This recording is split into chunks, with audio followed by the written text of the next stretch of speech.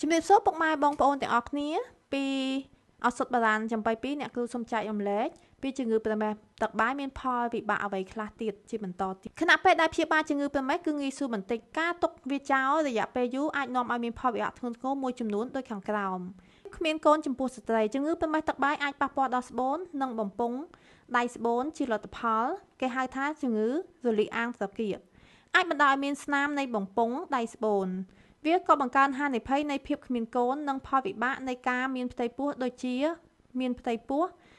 ការប៉ះពាល់មានផ្ទៃពោះការមានផ្ទៃពោះដែលជាសុទ្ធបង្កកំណើតទៅផ្សាំនៅខាងក្រៅស្បូនជាងកូនចំពោះបុរសជំងឺប្រមេះទឹកបាយអាចបណ្ដាលឲ្យ Epididymis គេហៅថាបំពង់តូចមួយនៅផ្នែកខាងក្រោយនៃពងស្វាដែលផ្ទុកមេជីវិតឈ្មោលទៅជារលាកលក្ខខណ្ឌនេះត្រូវបានគេហៅថាជំងឺរាតត្បាតជំងឺរលាកស្បែកមួយប្រភេទទៀតដែលមិនអាចព្យាបាលអាចបង្កើនទៅជាហានិភ័យនៃភាពគ្មានកូនចំពោះបុរសយ៉ាងខ្លាំងផលវិបាកចំពោះទារ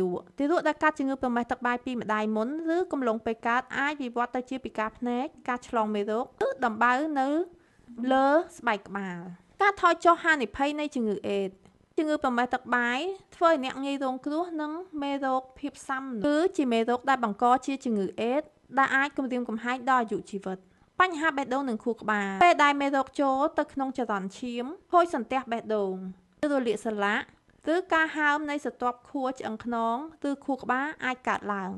ខណៈពេលដែលផលវិបាកទាំងនេះកម្រមានឬមានច្រើនសេចក្តីសន្និដ្ឋានជំងឺប្រមេះទឹកបាយអាចត្រូវបានដោះស្រាយយ៉ាងពេញលេញប្រសិនបើត្រូវបានធ្វើរោគវិនិច្ឆ័យនិងព្យាបាលទាន់ពេលវេលាដៃគូរបស់អ្នកក៏ត្រូវឆ្លងកាត់ការពិនិត្យនិងព្យាបាលរោគប្រមេះដែរបើទោះជាមិនមានរោគសញ្ញាដែលអាចមើលឃើញក៏ដោយសូមព្យាបាលទាំងពីអ្នកប្តីប្រពន្ធឬក៏ដៃគូជៀសវាងឆ្លងទៅឆ្លងមកបើសិនជាដៃគូម្នាក់បានព្យាបាលជាហើយដៃគូម្នាក់ទៀតគាត់ពុំបានព្យាបាលទេមេរោគនេះនឹងឆ្លងទៅឆ្លងមកតាមរយៈការរួមភេទផឹកចំបៃពីព្យាបាលគៀទម្លាក់មេរោគប្រមេះទឹកបាយពីសរសៃឈាមខាងក្នុងនិងព្យាបាលកុំឲ្យកើតមានមេរោគនេះបន្តទៀត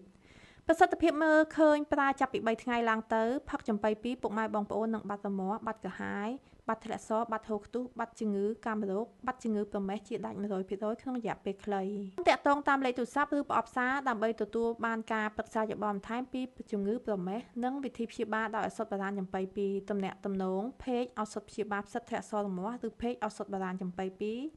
ឬលេខទូរស័ព្ទ016 38 7000ឬ068 79 7000ឬ098 65 ក្រេម 8សូមអរគុណ